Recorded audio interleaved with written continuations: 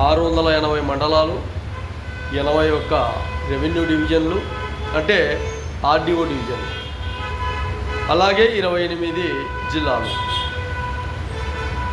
ఈ గెజిట్ ఇలాగే ఉంచుతారా ప్రభుత్వం, ఇప్పుడుండే కూటమి? లేదంటే ఈ గెజిట్ అయిపోయిన తర్వాత మళ్ళీ ఏమైనా గెజిట్లు మార్చేది ఏమైనా ఉందా? బాగా ఆలోచన చేయండి.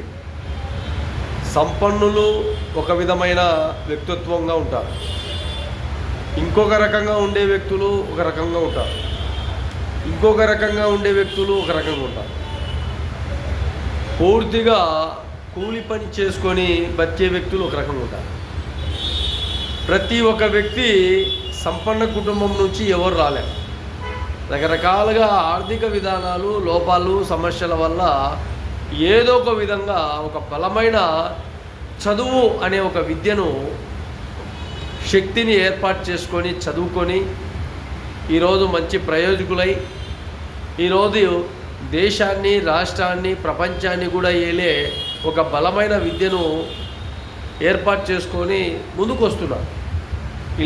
ఇలాగే రాష్ట్రము మంచి ప్రణాళికలతో ముందుకు వెళ్ళే విధంగా ఎప్పుడైతే చొరవ తీసుకుంటుందో అప్పుడే ఆ నాగరికం కూడా బాగా జాగ్రత్తగా ముందుకెళ్తుంది.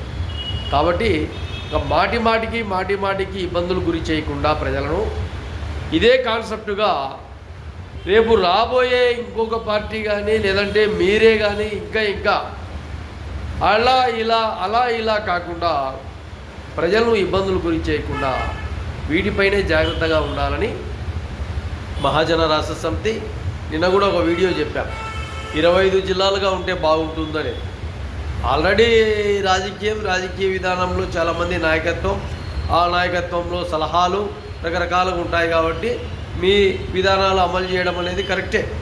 కాకపోతే ఇంకా ఆ పొరపాట్లు అవి ఇవి లేకుండా వీటిపైన నిర్ణయాలు తీసుకొని అన్ని విధాలుగా జాగృతిలో ప్రజల అభిప్రాయాన్ని, ప్రజల విధానాలను ఎప్పటికప్పుడు సమీక్షించే విధంగా మీ పాలన ప్రజలకు అందించాలని మనస్ఫూర్తిగా తెలియజేస్తుంది.